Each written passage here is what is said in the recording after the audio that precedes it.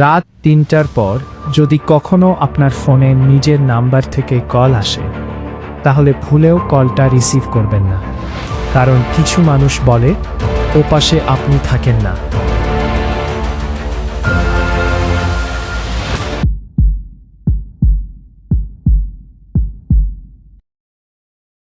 আসসালামু আলাইকুম, আমি রাফি রহমান। আপনারা দেখছেন আমাদের চ্যানেল। আজকের গল্পটা শুধু ভয়ঙ্কর না, এই গল্পটা শোনার পর হয়তো আজ রাতে আপনি ফোনটা সাইলেন্ট করে রাখবেন। তাহলে চলুন শুরু করা যাক আজকের গল্প।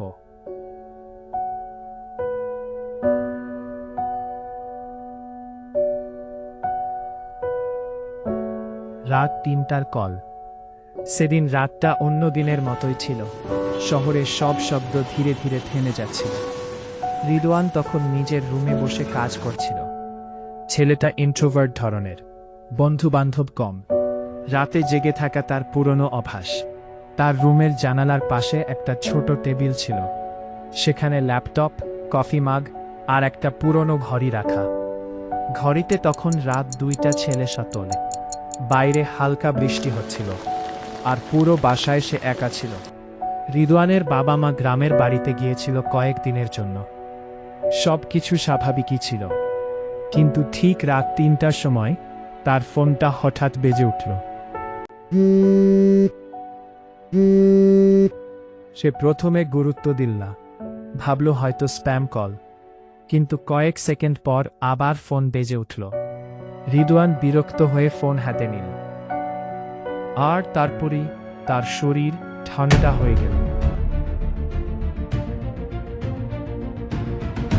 কারণ ফোনের স্ক্রিনে যেই নাম্বারটা ভেসে উঠেছিল সেটা তার নিজের নাম্বার, একদম হুবহু। সে কয়েক সেকেন্ড তাকিয়ে রইল। এটা কিভাবে সম্ভব? তার বুকের ভিতর অদ্ভুত চাপ অনুভব হচ্ছিল। ফোনটা কেটে গেল, কিন্তু ঠিক ৫ সেকেন্ড পর আবার কল। একই নাম্বার, নিজের নাম্বার। এবার কৌতূহল ভয়কে হারিয়ে দিল। সে ধীরে ধীরে কল রিসিভ করল। ওপাশে কিছুই নেই, শুধু হালকা শ্বাস নেওয়ার শব্দ। ফস ফস। রিদওয়ান কাপা গলায় বলল, হ্যালো, কে? কোনো উত্তর নেই।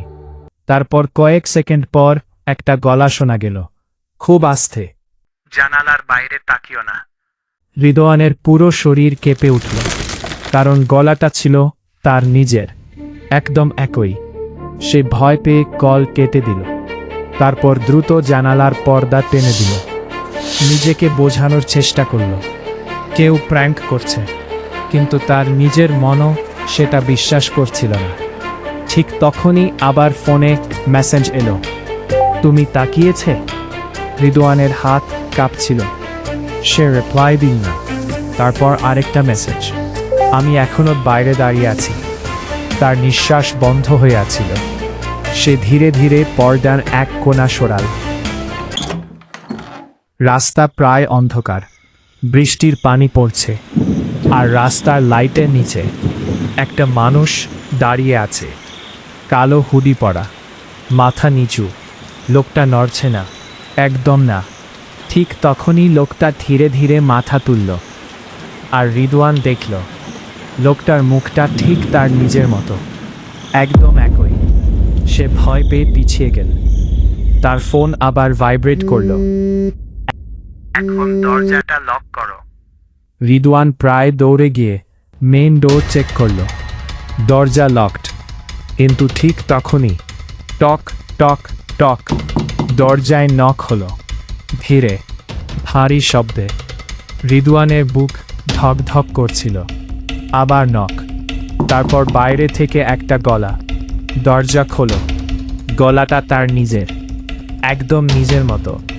রিদওয়ান কোনো শব্দ করল না। সে কিচেন থেকে একটা নাইফ নিয়ে এল। বাইরে তখনও কেউ দাঁড়িয়ে, দরজার নিচে দিয়ে শ্যাডো দেখা যাচ্ছে। তারপর হঠাৎ সব চুপ, একদম নিস্তব্ধ। রিদওয়ান কয়েক মিনিট অপেক্ষা করল, কোনো শব্দ নেই। সে ধীরে ধীরে ডোর হোল দিয়ে বাইরে তাকাল। কেউ নেই, করিডোর ফাঁকা। সে একটু স্বস্তির নিঃশ্বাস ফেলল। ঠিক তখনই তার পিছন থেকে একটা গলা শোনা গেল, আমি তো বলেছিলাম জানালার বাইরে তাকাতে না। রেদওয়ান ধীরে ধীরে পিছনে তাকাল, আর তারপর তার হাত থেকে নাইফ পড়ে গেলে, কারণ তার রুমের ভিতরে দাঁড়িয়ে ছিল আরেকটা রেদওয়ান। ভেজা কাপড়, ফ্যাকাশে মুখ, আর ঠোঁটে অদ্ভুত একটা হাসি। লোকটা ধীরে ধীরে সামনে এগিয়ে এলে, তারপর বলল, তুমি জানো সবচেয়ে ভয়ঙ্কর বিষয়টা কি? রেদওয়ান কাঁপতে কাঁপতে পিছিয়ে যাচ্ছিল। লোকটা হেসে বলল, আজ রাতে এই বাসা থেকে শুধু একজনই বের হবে। ঠিক তখনই পুরো বাসার লাইট নিভে গেল। অন্ধকার, পুরো নীরবতা। তারপর শুধু একটা চিৎকার শোনা গেল। এরপর সব শান্ত। পরের দিন সকালে প্রতিবেশীরা দরজা ভেঙে ভিতরে ঢুকে শুধু একটা জিনিস খুঁজে পেয়েছিল, রেদওয়ানের ফোন। আর ফোনের স্ক্রিনে শেষ মেসেজ লেখা ছিল, আজকের গল্প এখানেই শেষ।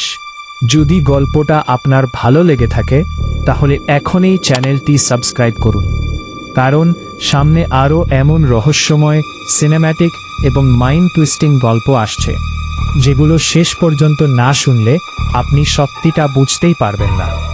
ভিডিওতে একটা লাইক দিন আর কমেন্ট করে জানান আপনার ফোনে যদি নিজের নাম্বার থেকে কল আসে আপনি কি রিসিভ করবেন।